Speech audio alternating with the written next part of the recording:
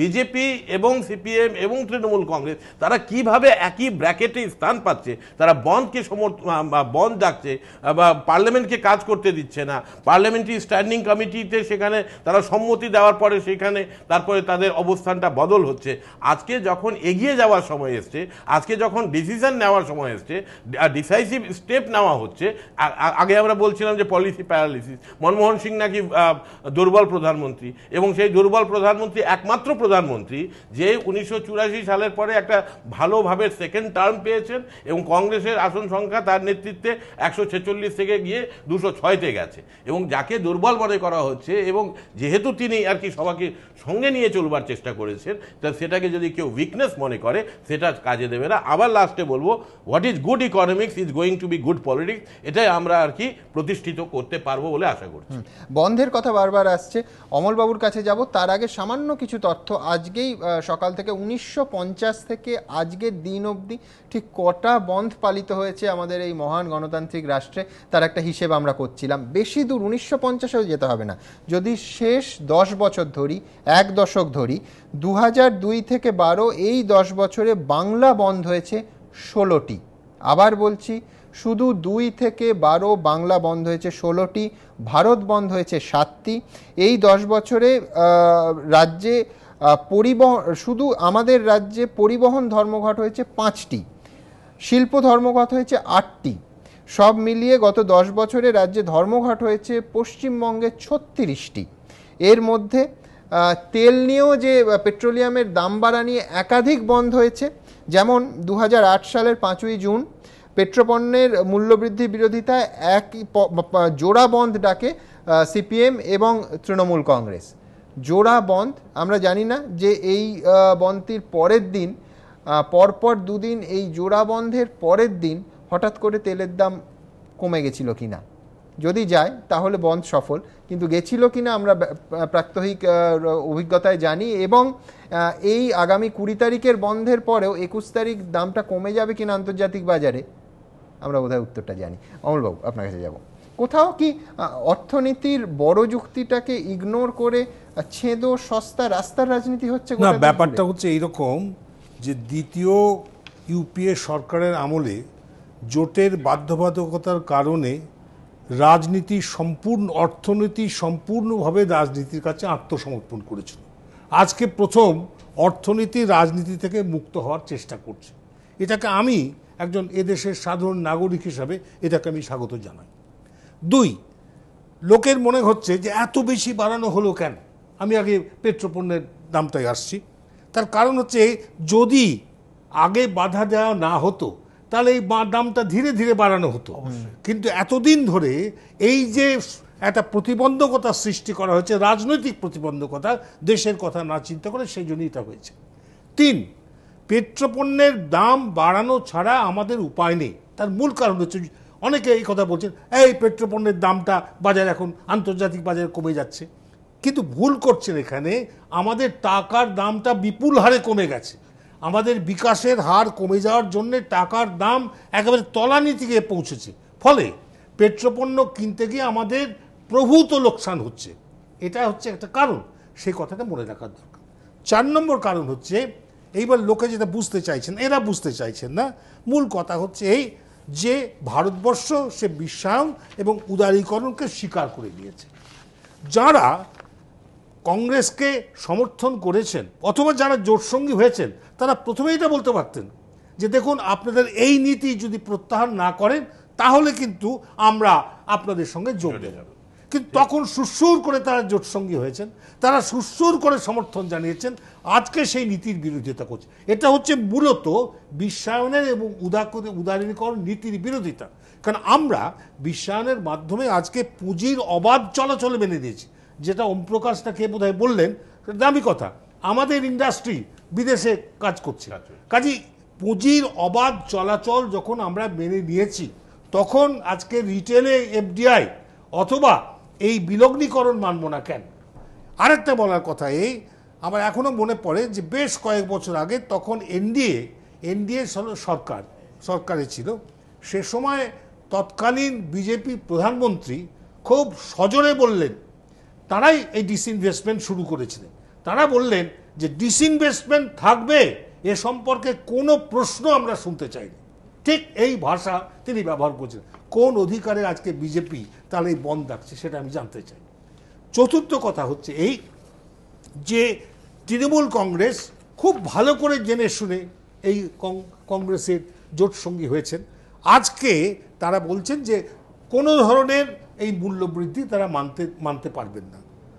ইতিমধ্যে যে মূল্যবৃদ্ধি ঘটে গেছে তার বিরুদ্ধে রুখে দাঁড়ানোর ক্ষমতা তো কিছু নেই। দুদিন আমাদের মুখ্যমন্ত্রী ঘুরে বেড়ালেন বটে, কিন্তু জিনিসপত্রের দাম দেখা যাচ্ছে বিশ্বকর্মা পুজো এলে চচ্চর করে সব জিনিসের দাম বেড়ে, সবজির পর্যন্ত। অন্য আবার ঈদ যখন আসে ফলের দাম বেড়ে যায়, সেটাকে বন্ধ করা যাচ্ছে না কেন?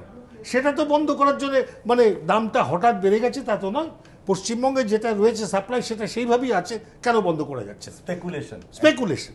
মূল কথা হচ্ছে এই যে আজকে এরা যেটা বলছেন এরা বন্ধ দেখেননি, ভালো কথা, কারণ এইটা কর্মনাশা বন্ধ।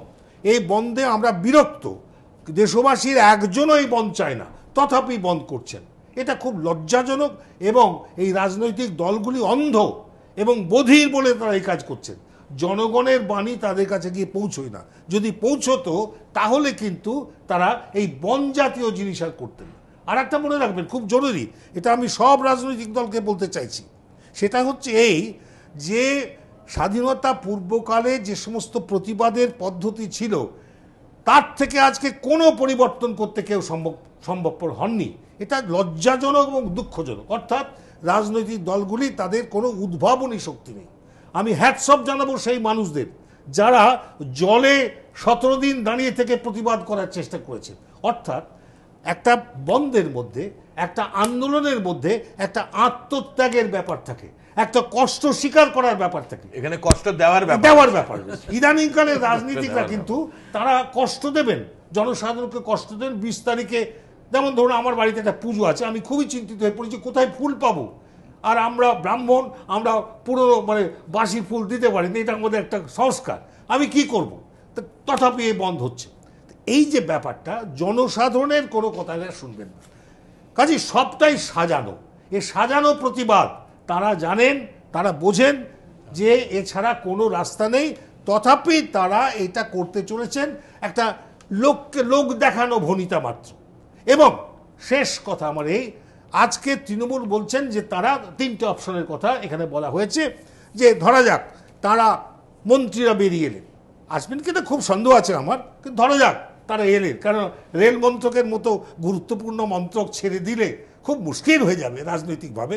এবং আর বাকি যারা মন্ত্রীর আসনে বসে খুব মানে সুখে আছেন বলতে পারি, এর বেশি আমি কোনো ভাষা ব্যবহার করব না, কিভাবে আছেন সেটা আমি বলতে চাইছি না, তাদের আমি দেখেছি, কিন্তু সুখে আছেন, শরীর স্বাস্থ্য ভালো হয়ে গেছে। এখন এই তাঁরাও এই মন্ত্রিত্বের স্বাদ সেরে বেরিয়ে এলে যদি বেরিয়ে আসতে বাধ্য হন, তাহলেও কিন্তু একটা দলের মধ্যে অন্তর্দ্বন্দ্ব দেখা দেবে। এটা কিন্তু একটা নিরেট সত্য। অতএব এই পথটা রুদ্ধ। 2, তারা যদি মনের কাছে ধরে নিল যে তারা মন্ত্রীকে সরিয়ে নিয়ে এলেন কিন্তু সমর্থন করবে, তার মানে কি দাঁড়ালো? তারা সরকারকে সমর্থন করা মানে কি? সরকারের নীতিকে সমর্থন করা। তাহলে যার বিরুদ্ধে তারা আন্দোলন সেটাকে তারা স্বীকার করে নিচ্ছেন। এটা কি সম্পূর্ণ একটা ইললজিক্যাল ব্যাপার হচ্ছে না? দুটোর মধ্যে কি একটা প্যারাডক্স তৈরি হচ্ছে না? এই হলো 2 নম্বর কথা। আর 3 নম্বর, এবং সেটাই ঘটতে চলেছে বলে আমি বিশ্বাস করি, চিৎকার চেঁচামেচি হবে। কারণ ভারতবর্ষের রাজনৈতিক দলগুলি চিৎকারের রাজনীতিতে খুবই অভ্যস্ত, এটা তারা খুবই ভালো পারেন। চিৎকার হবে, চেঁচামেচি হবে, হাত পা নাড়ানাড়ি হবে। এটা দেখি আমি অনেক রাজনৈতিক দল নেতাদের, তারা এরকম হাত নাড়া ছাড়া কথা বলতে পারেন না। ধীরে স্থিরে কথা বলার ক্ষমতা তাদের নেই এবং যুক্তিপূর্ণ কথা বলার ক্ষমতা তাদের নেই।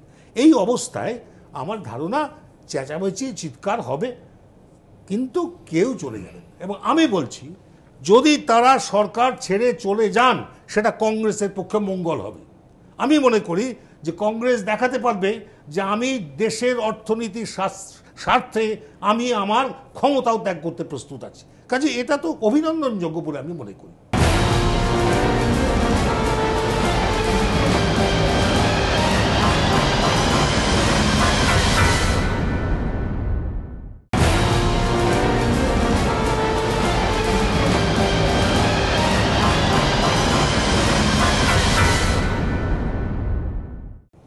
অমলবাবু, এইখানে আমার আরেকটা প্রশ্ন আছে ওই তিনটে অপশানের একটা নিয়ে, যেটা আমার কাছে, আমি বারবার বলছি ওটা বোধগম্য নয়। এক হচ্ছে যে আমি মন্ত্রীদের তুলে নিলাম কিন্তু জোট সরকারে আমার সমর্থন রইল, অর্থাৎ একটা আমি যাকে বলছি যে জনস্বার্থ বিরোধী একটা সরকার, একটা ক্ষতিকর সরকার, তাকে আমি বাইরে থেকে সমর্থন করে টিকিয়ে রাখলাম।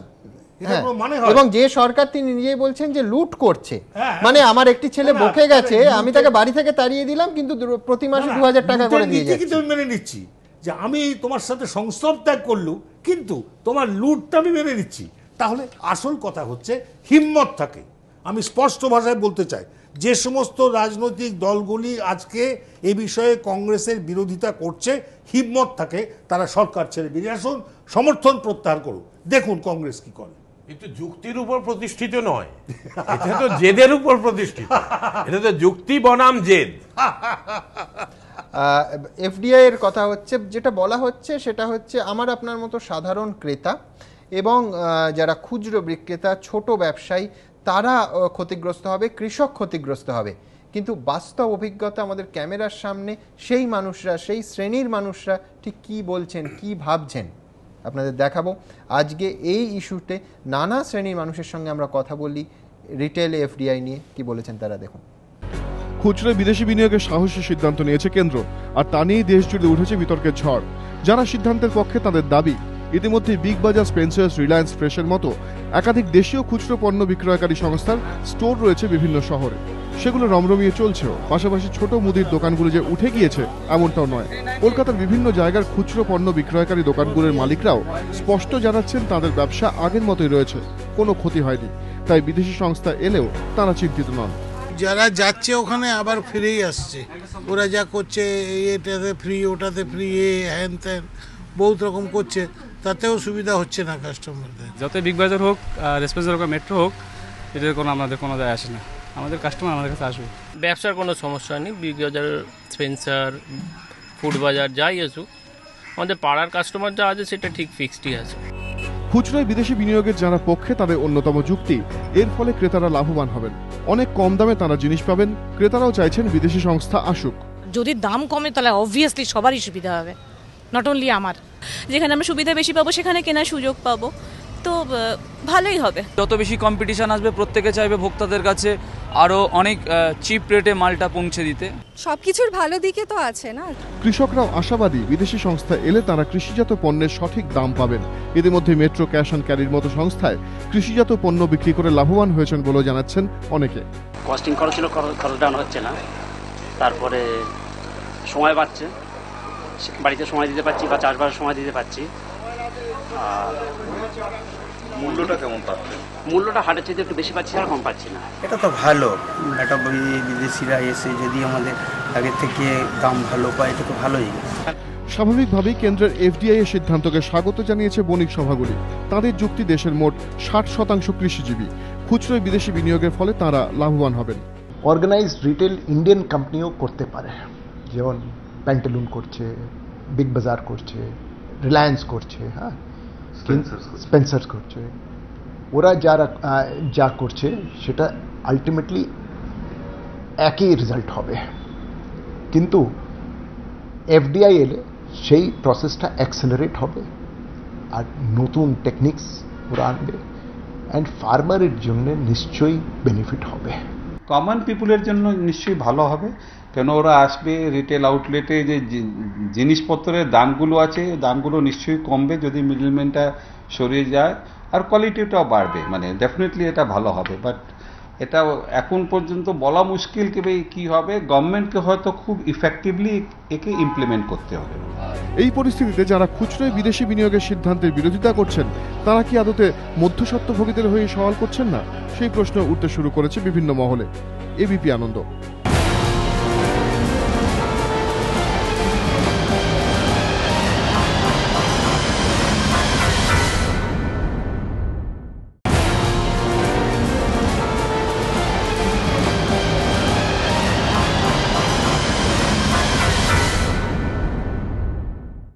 কথা বলতে পারি? হ্যাঁ, বলুন। আমি ব্যাপারটা হচ্ছে এটা নিয়ে আমি একটা ছোট্ট একটা ব্যক্তিগত সার্ভে করেছিলাম।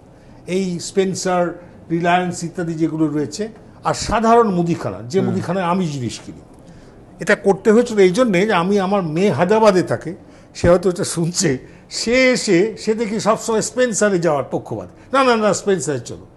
এটা কেন করছে এবং সেই সুবাদে আমি সার্ভেটা করেছিলাম। তাতে দেখা যাচ্ছে যে যারা এই সমস্ত স্টোরে যাচ্ছেন তারা কিন্তু উচ্চবিত্ত অথবা সেই শ্রেণীর মধ্যবিত্ত যাদের সময়ের খুব অভাব। আমার কন্যা উচ্চবিত্ত নন কিন্তু মধ্যবিত্ত, কিন্তু তাদের সময়ের খুব অভাব।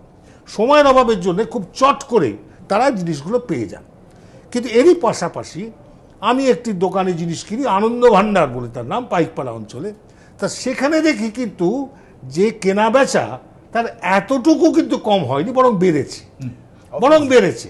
তার কারণ এখানে অন্য একটা জিনিস আছে, সেটা কেউ খেয়াল করে না। এইগুলো আমি সার্ভে করে দেখেছি।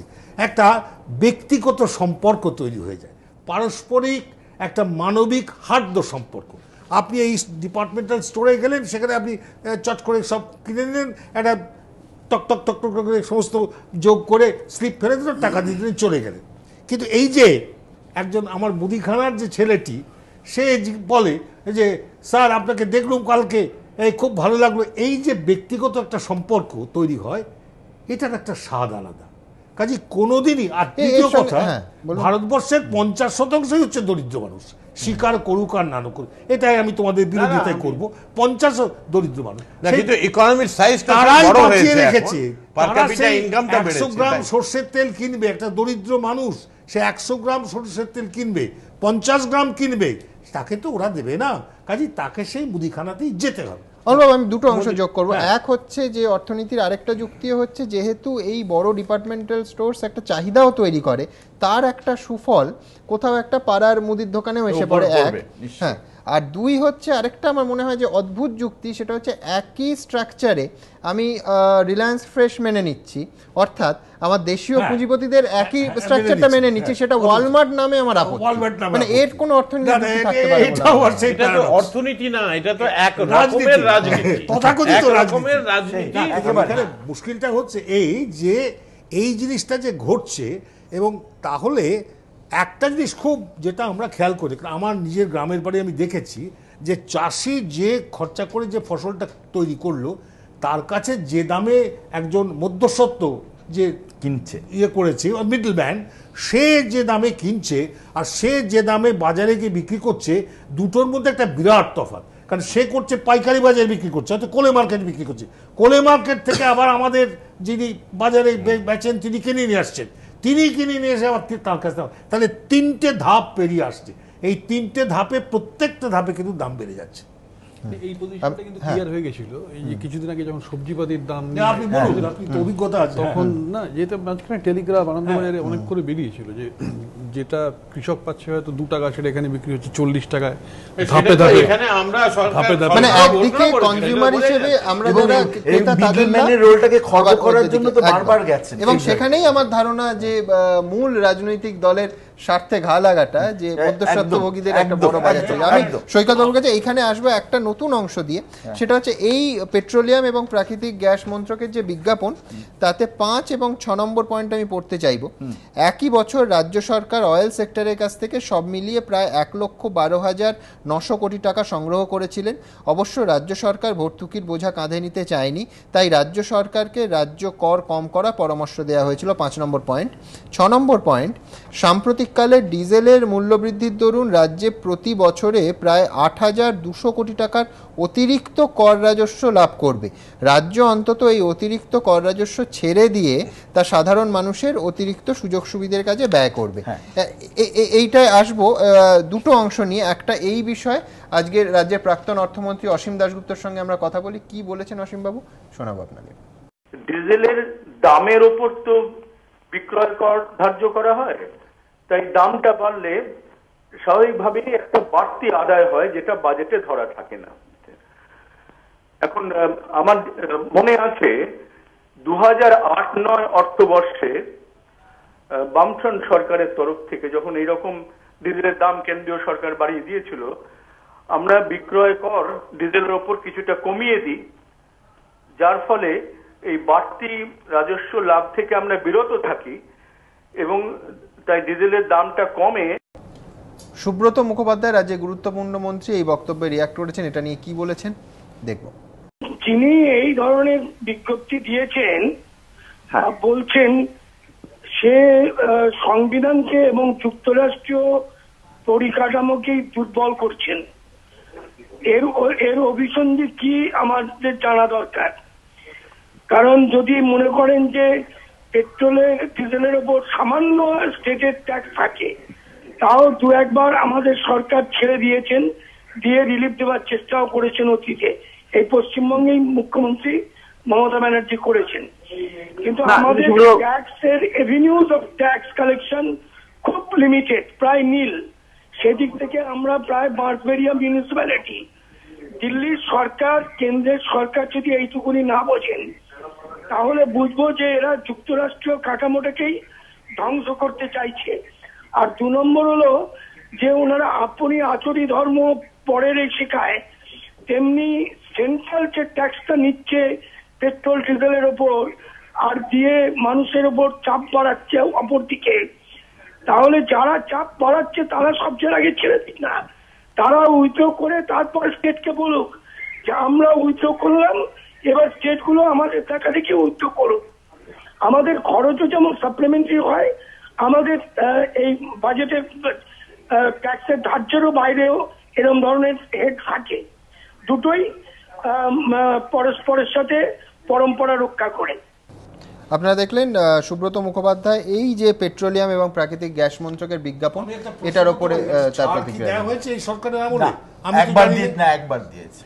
মানে সুব্রত বাবুরা যে রাজনীতি করছেন আর অপপ্রচার করছেন, তার বিরুদ্ধে এই বিজ্ঞপ্তিকে না দেখে তারা যদি জনসমক্ষের যেটা রাখা হয়েছে সেটা এডুকেশনের জন্য, ওটা পড়ে ওদের খারাপ লাগছে। কেন কি it has actually been very much correctly pointed out যে রাজ্য তো ছেড়ে দিতে পারে। দেখুন, দুটো পার্থক্য আছে। কেন্দ্র যে যখন ভর্তুকি কেন্দ্র দেয় আর ট্যাক্সও কেন্দ্র নিচ্ছে, কিন্তু রাজ্য ভর্তুকি দেয় না কিন্তু ট্যাক্স কালেক্ট করছে। তো ট্যাক্স কালেক্ট করা বন্ধ করে দিক, সমস্ত রাজ্যগুলি করে দিক। আচ্ছা, আমি কি সৈকত বাবুর কাছে যাব আরেকটা অংশ যোগ করে, সেটা হচ্ছে শিলা দীক্ষিত মডেল বলা হচ্ছে, দিল্লি মডেল। কি সেটা? যে 6টা সিলিন্ডার কেন্দ্র সরকার দেবে, ভর্তুকি দিয়ে রাজ্য সরকার সাধারণ মানুষের প্রয়োজনে লাগবে এই ভেবে আরও 3টে দিচ্ছে। তো এই রকম একটা মডেল কি আমাদের রাজ্য সরকারও ভাবতে পারতো না যদি এটাকে জনবিরোধী ভাবা হয়? 1 নম্বর। 2 নম্বর হচ্ছে সেই মুখ্যমন্ত্রীর কাছে এটা কি প্রত্যাশা নয় যে মুখ্যমন্ত্রী বিরোধী আসনে থাকার সময় বারবার তৎকালীন বামফ্রন্ট সরকারকে পরামর্শ দিত যে আপনি রাজ্যের করের টাকাটা থেকে ভর্তুকি দিন, এটা ছেড়ে দিন? হ্যাঁ, এইবার ভর্তুকির কথায় এসেছে এবং ভর্তুকির জন্যই কিন্তু ভর্তুকির যে হার আমরা দেখছি যে সেন্ট্রাল বাজেটে 5.5% অফ জিডিপি, হ্যাঁ, আমাদের হচ্ছে ফিসকাল ডেফিসিট। এই ফিসকাল ডেফিসিটকে যদি এবং এটা মাত্রা অতিরিক্ত একটা ফিসকাল ডেফিসিট, এই ফিসকাল ডেফিসিটকে যদি আমার কমাতে হয় তাহলে আমার রেভিনিউ ডেফিসিটকে কমাতে হবে। এবং রেভিনিউ ডেফিসিটের একটা বিরাট অংশ আসছে আপনার কি বলে সাবসিডি এবং ইন্টারেস্ট রিপেমেন্ট থেকে। ইন্টারেস্ট রিপেমেন্টটা আমাদের কমানোর কোনো উপায় নেই, কারণ আমরা আগে যা ধার করেছি তার ইন্টারেস্ট রিপেমেন্ট। কিন্তু আমাদের যেখানে মানে ইন্টারভেন করা দরকার, সাবসিডিটাকে কমানো দরকার এবং সাবসিডি যেখানে টার্গেটেড সেখানে যাওয়া দরকার। এইবার ডিজেলের ক্ষেত্রে যে landed price of crude petroleum যেটা আমাদের আসছে, ইম্পোর্ট আমরা যেটা করছি, সেটা কি হচ্ছে, একটা হচ্ছে বিশ্ববাজারের দাম, তার উপরে আমাদের যে dollar rupee price of dollar exchange rate, সেটা অ্যাড করে আমাদের ল্যান্ডেড প্রাইস অফ ক্রুড পেট্রোলিয়ামটা সাংঘাতিক, যেটা স্যার একটু আগেই বললেন, অমলবাবু একটু আগেই বললেন যে ডলারের ডেপ্রিসিয়েশন, রুপির ডেপ্রিসিয়েশনের জন্য আপনার landed price of import crude অনেক বেড়ে যাচ্ছে। এবং সেইখানে landed price of import crude আসার পর সেটা রিফাইনারিতে গিয়ে প্রসেসড হচ্ছে, সেখান থেকে এক্সট্রাক্টেড হচ্ছে, এবং যেটা মার্কেটে যে প্রাইসটায় আসা উচিত এবং মার্কেটে আমরা যে প্রাইসটায় বিক্রি করছে তেল কোম্পানিগুলো, তার মধ্যে একটা বিরাট ফারাক রয়েছে। এবং এইটাকে সরকার ভর্তুকি দিয়ে গ্যাপটাকে মিট করার চেষ্টা করছেন। এবং এখন যেটা হচ্ছে, যেহেতু মানে ল্যান্ডেড প্রাইস বা কস্ট প্রাইস অফ পেট্রোলিয়ামটা প্রচণ্ড বেশ, সাবসিডির রেটটা অনেকটা বেড়ে গেছে।